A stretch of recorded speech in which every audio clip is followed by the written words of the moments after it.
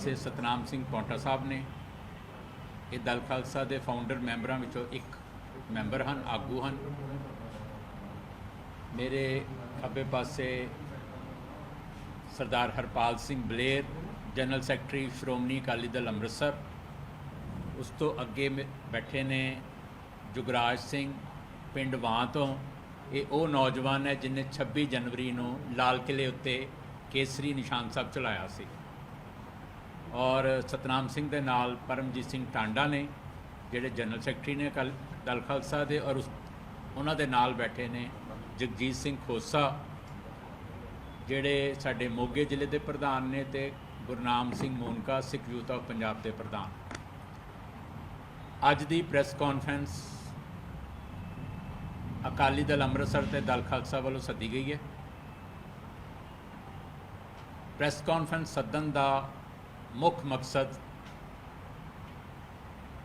दो प्रमुख मुद्दे हैं।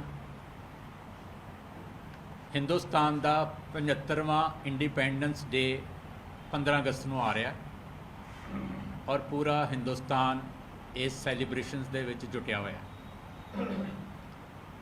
दूसरा मुद्दा है नरेंद्र मोदी जिहड़े भारत के प्रधानमंत्री हैं, उन्होंने 75 वरियां बाद हिंदुस्तान के किसी प्रधानमंत्री ने एक नारा दिता है, एक सद्दा दिता है, हर घर तिरंगा। असी इन्हां दोनों मुद्दों पर अज प्रैस कॉन्फ्रेंस बुलाई है। दोनों पार्टियां की एक सांझी जो राय है, जो फैसले ने, जो प्रोग्राम ने, तुहाडे सामने रखे जाएंगे। 75 वरियां दे विच जिन्हां वादियां दे नाल सिख कौम नूं हिंदुस्तान दे विच शामिल किया गया सी, वो वादे वफा नहीं होए। इंडियन लीडरशिप ने बिट्रे किया ते असी सिख जिहड़े ने वो एक गुलामी तो बाद दूजी गुलामी दे विच आ फसे। 75 वरियां दे विच सानू वो ग्लो ऑफ फ्रीडम मानन नूं नहीं मिली, वो निग नहीं मिलिया जिन्हां वादियां दे नाल असी आए सी। और बिल्कुल ये उल्ट सानू मिलियां ने जेलां, ज़ातियां, जुलम अते फांसियां। पानी साडे लुट्टे जा रहे हैं। चंडीगढ़ के उत्ते केंद्र की अज भी मैली अख है। बंदी सिंह सजावां पूरियां करन तो बाद भी बंदी हैं। बेदबियां हर थां हो रही ने, नहीं रुकदियां।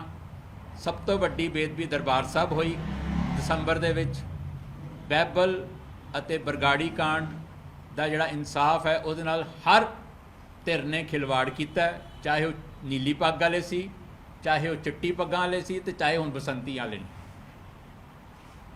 सो साडे कोल कोई भी वजह नहीं है 15 अगस्त के जश्न मनाउण दी, जां उहदे विच हिस्सा लैण दी, जां कोई खुश होण दी। सो साडे लई ये एक गुलामी तो बाद दूजी गुलामी दे फसन का दिहाड़ा है। सो असी उस दिन 15 अगस्त को मोगे विखे प्रोटेस्ट करांगे। साडा प्रोटेस्ट मार्च होएगा मोगे च। बीबी कान कौर गुरुद्वारे तो चल के असी सारे शहर च हुंदे होए बस स्टैंड जाके समाप्त करांगे। उस तो एक दिन पहला 14 नूं साडी जलंधर दे विच कॉन्फ्रेंस है, जिहड़ी साडी सिखां दी, दलित समाज, बाम सेब जिहड़े मूल निवासी ने, जिहड़ा सही उन्हां दा अर्थ है मूल निवासी, अते मुस्लिम समाज के नुमाइंदे प्रतिनिध रल के असी जलंधर दे विच कॉन्फ्रेंस कर रहे हैं। और पंजाब दे नाल जुड़े हुए हर मुद्दे जिहड़े मैं पहलां भी विचारे ने, तकरीबन बहुत सारे मुद्दे पंजाब दे नाल ही जुड़े ने। पंजाब ही एक ऐसी स्टेट है जिन्हों हिंदुस्तान अपनी बस्ती, अपनी कलोनी वांग उहदे नाल विहार कर रहा है। सो जो एक कलोनी बना के रखा जाता है, जबरी रखा जाता है, तो उहदे नाल वितकरे ही होंदे ने, जातियां ही होंदे ने, ते जुल्म ही होंदे ने। सो 14 तरीक असी जलंधर साड़ी पहला कॉन्फ्रेंस होएगी, 15 तरीक साड़ा प्रोटेस्ट होएगा। रही गल नरेंद्र मोदी के सद्दे की, बहुत सारे हिंदुस्तान दे विच बहुत सारे लोग इस गल ही हैरान होणगे कि असी इसका विरोध क्यों कर रहे हैं। असी विरोध कर रहे हैं जो प्रधानमंत्री ने कहा, असी अपोज करते हैं, क्योंकि ये अखौती राष्ट्रवाद तिरंगे की आड़ हेठ ਸਾਡੇ ਉੱਤੇ ਥੋਪਿਆ ਜਾ ਰਿਹਾ, ਸਾਡੇ ਘਰਾਂ 'ਚ ਵਾੜਿਆ ਜਾ ਰਿਹਾ।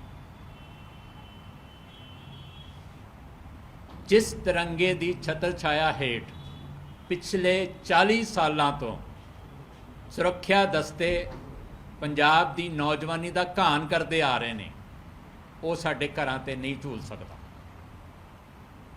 ਸਾਨੂੰ ਹਿੰਦੁਸਤਾਨੀਆਂ ਦੇ ਨਾਲ ਕੋਈ ਪ੍ਰੋਬਲਮ ਨਹੀਂ ਹੈ, ਕੋਈ ਸਾਡਾ ਪਿਆਰ ਹੈ, ਅਸੀਂ ਉਹਨਾਂ ਦੀਆਂ ਭਾਵਨਾਵਾਂ ਦੀ ਕਦਰ ਕਰਦੇ ਹਾਂ।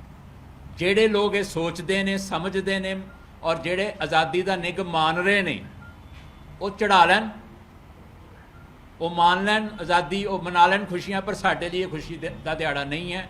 ਸੋ ਅਸੀਂ ਇਹਨੂੰ ਆਪਣੇ ਘਰਾਂ ਦੇ ਵਿੱਚ ਨਹੀਂ ਵਾੜਾਂਗੇ।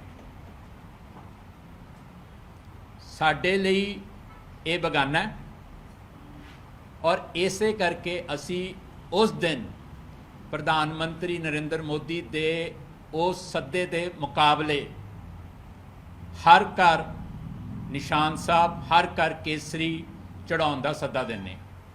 ਪੰਜਾਬ ਦੇ ਲੋਕਾਂ ਨੂੰ ਕਹਿ ਰਹੇ ਹਾਂ, ਸਿੱਖ ਆਵਾਮ ਨੂੰ ਕਹਿ ਰਹੇ ਹਾਂ।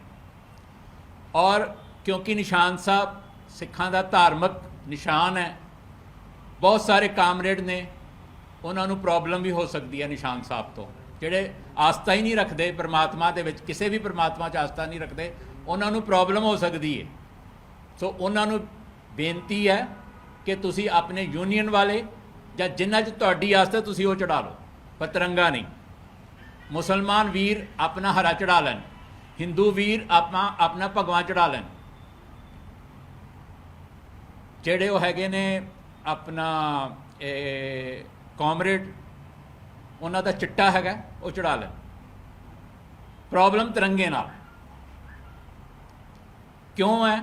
ਕਿਉਂਕਿ ਨਰਿੰਦਰ ਮੋਦੀ ਇੱਕ ਅਗਰੈਸਿਵ ਤਰੀਕੇ ਦੇ ਨਾਲ ਇਹ ਅਖੌਤੀ ਰਾਸ਼ਟਰਵਾਦ ਸਾਡੇ ਘਰਾਂ ਦੇ ਵਿੱਚ ਵਾੜ ਰਹੇ ਨੇ। ਪਹਿਲਾਂ ਇਹਨਾਂ ਨੇ ਹਿੰਦੂ ਰਾਸ਼ਟਰ ਦਾ ਏਜੰਡਾ ਅਪਣਾਇਆ, ਜਦੋਂ ਉਹ ਕਾਮਯਾਬ ਨਹੀਂ ਹੋਏ ਮਿਨੋਰਟੀਜ਼ ਨੂੰ ਆਪਣੇ ਗਲਬੇ ਹੇਠ ਲੈਣ ਲਈ, ਫਿਰ ਉਹਨਾਂ ਨੇ ਭਾਰਤੀਅਤਾ ਦਾ, ਇੰਡੀਅਨਨੈਸ ਦਾ ਇਹ ਬੁਰਕਾ ਪਾਇਆ ਔਰ ਤਿਰੰਗੇ ਰਾਹੀਂ ਹੁਣ ਸਾਡੇ ਘਰਾਂ 'ਚ ਆਉਣ ਲੱਗੇ। ਸੋ ਸਾਨੂੰ ਉਹਨਾਂ ਲੋਕਾਂ ਤੋਂ ਕੋਈ ਪ੍ਰੋਬਲਮ ਨਹੀਂ ਹੈ ਜਿਨ੍ਹਾਂ ਦੇ ਲਈ ਇਹ ਆਜ਼ਾਦੀ ਦਿਹਾੜਾ, ਉਹ ਆਪਣਾ ਦਿਨ ਮਨਾਉਣ, ਆਪਣੀ ਆਸਥਾ ਅਨੁਸਾਰ ਮਨਾਉਣ, ਪਰ ਸਾਡੇ ਲਈ ਨਹੀਂ ਹੈ।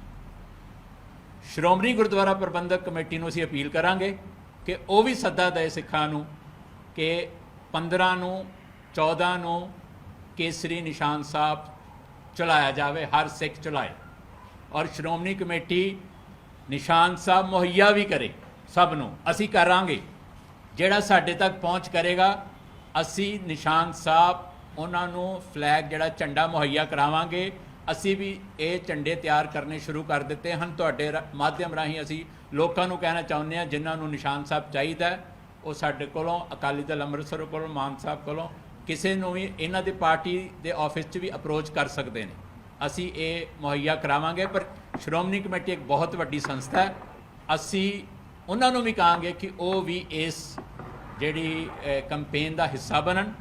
ਔਰ ਅਸੀਂ ਇਸ ਵਾਰੀ ਇਹ ਵੀ ਦੇਖਾਂਗੇ ਕਿ ਅਕਾਲੀ ਦਲ ਦਾ ਪ੍ਰਧਾਨ ਸੁਖਬੀਰ ਸਿੰਘ ਬਾਦਲ ਆਪਣੇ ਘਰ ਦੇ ਉੱਤੇ ਕਿਹੜਾ ਝੰਡਾ ਚਲਾਉਂਦਾ ਹੈ, ਉਹ ਦਿੱਲੀ ਦੇ ਨਾਲ ਹੈ ਕਿ ਪੰਜਾਬ ਦੇ ਨਾਲ ਹੈ ਤੇ ਪੰਥ ਦੇ ਨਾਲ ਹੈ। ਇਹ ਵੀ ਦੇਖਣਾ ਹੋਏਗਾ ਕਿ ਜਿਹੜਾ ਤਿਰੰਗਾ ਚੜਾਏਗਾ ਉਹ ਦਿੱਲੀ ਦੇ ਨਾਲ ਖੜਾ ਹੈ, ਤੇ ਜਿਹੜਾ ਨਿਸ਼ਾਨ ਸਾਹਿਬ ਜਾਂ ਆਪਣੀ ਆਸਥਾ ਵਾਲਾ ਚੜਾਏਗਾ ਉਹ ਪੰਜਾਬ ਦੇ ਨਾਲ ਖੜਾ ਹੈ, ਪੰਥ ਦੇ ਨਾਲ ਖੜਾ ਹੈ। ਸੋ ਇਹ ਵੀ ਇਸ ਵਾਰੀ ਇੰਟਰਸਟਿੰਗ ਹੋਏਗਾ ਦੇਖਣਾ ਕਿ ਕੌਣ ਕਿੱਥੇ ਖੜਾ ਹੈ। ਔਰ ਅਸੀਂ 13 ਤਰੀਕ ਖਾਲਸਾਈ ਨਿਸ਼ਾਨ ਸਾਹਿਬ ਲੋਕਾਂ ਤੱਕ ਪਹੁੰਚਾਉਣਾ ਸ਼ੁਰੂ ਕਰ ਦਿਆਂਗੇ।